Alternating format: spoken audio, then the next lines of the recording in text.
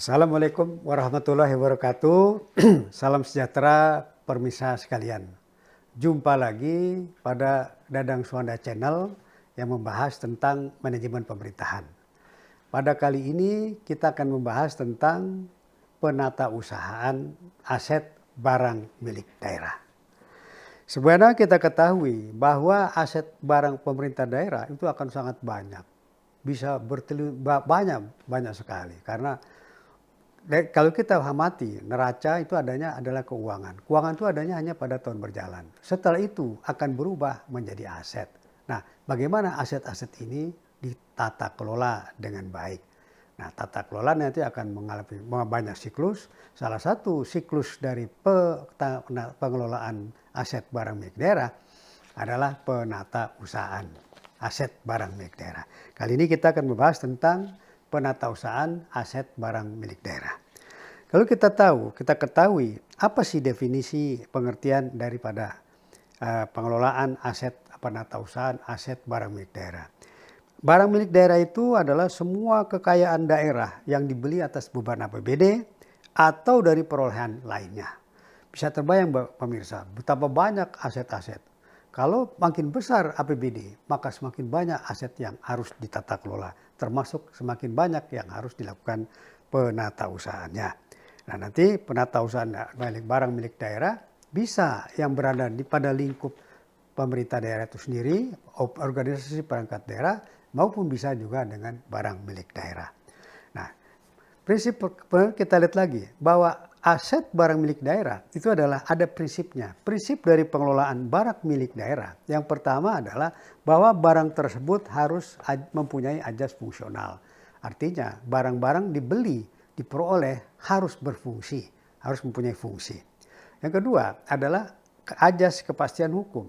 Jangan sampai kepastian hukumnya itu harus jelas. Jangan sampai nanti tata kelola asetnya itu nggak jelas. Ini punya siapa, milik siapa, apa punya kita atau punya atau bukan. Nah, ini yang harus pasti. Kemudian harus bicara ajas transparansi, bahwa aset harus mempunyai ajas transparan. Pengelolaan aset harus transparan. Nah, kemudian bahwa aset diperoleh itu harus mempunyai manfaat, harus mempunyai efisiensi atau tidak. Nah, kemudian baru berikutnya lagi adalah mempunyai akuntabilitas. Jadi artinya bisa dipertanggungjawabkan, nanti dicatat segala macam dengan baik. Kemudian harus mempunyai kepastian nilai. Jadi berapa nilai yang dicatat, yang ditata usahakan. Itu tadi adalah prinsip-prinsip dari pengelolaan aset barang milik daerah. Nah, kemudian kita lagi bahwa aset barang pemerintah daerah itu pengertiannya adalah barang aset tadi diperoleh atas beban atau belanja dari APBD yang dikeluarkan dari anggaran pendapatan belanja daerah melalui SKPD atau OPD, di mana dana tersebut diperoleh nanti OPD tadi yang akan melaksanakan pembelian. Yang kedua, aset tadi juga nanti diperoleh dari perolehan aset lainnya. Misalnya barang diperoleh dari sumbangan, hibah. Yang kedua, barang diperoleh dari pelaksanaan perjanjian kontrak. Yang ketiga, barang yang diperoleh dari berdasarkan ketentuan. Yang keempat, nanti barang diperoleh berdasarkan keputusan pengadilan. Saya perhatikan saat ini di banyak daerah itu sebetulnya banyak aset-aset yang diperoleh dari hibah, seharusnya begitu. Tapi sering hibah itu hibahnya tidak dikelola dengan baik. Misalnya di satu kota di satu kota itu suatu developer pengembang membangun misalnya 100 hektar misalnya. 100 hektar untuk pengembangan perumahan. Nah, di dalam 100 hektar tadi ada nanti 60-40. Seharusnya yang bisa dijual oleh pengembang tadi hanya 40%. Yang 60% bisa dijual, yang 40% seharusnya diserahkan kepada Pemda dalam bentuk nanti bantuan sosial atau bantuan ini bansos atau bantuan umum. Itu harus 40%. Saya perhatikan di banyak daerah ini yang tidak dilakukan oleh banyak daerah.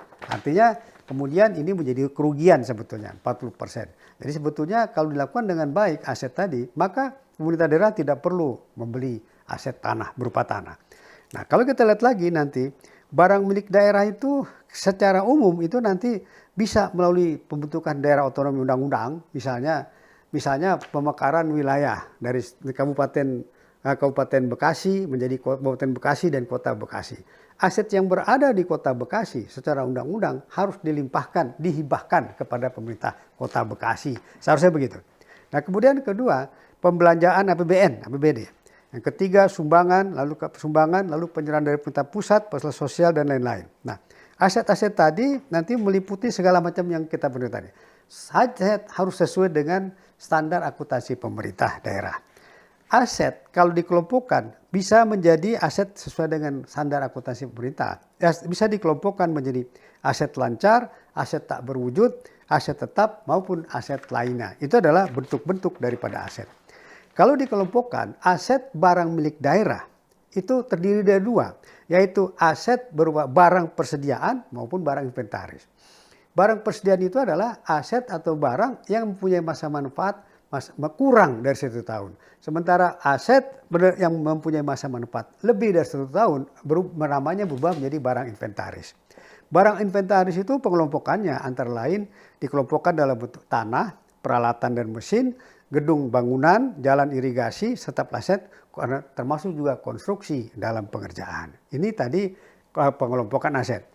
Kalau kita lihat nanti siklus pengelolaan aset sebenarnya kita setelah bahas itu banyak sekali, meliputi perencanaan kebutuhan, pengadaan, penerimaan penyimpanan, penggunaan, penatausahaan, pemanfaatan, pengamanan, penilaian, penghapusan, pemindahantanganan, pengawasan pembayaran, serta terakhir adalah tuntutan gaji. Nah, kali ini kita akan membahas bagaimana tentang penatausahaan aset milik daerah.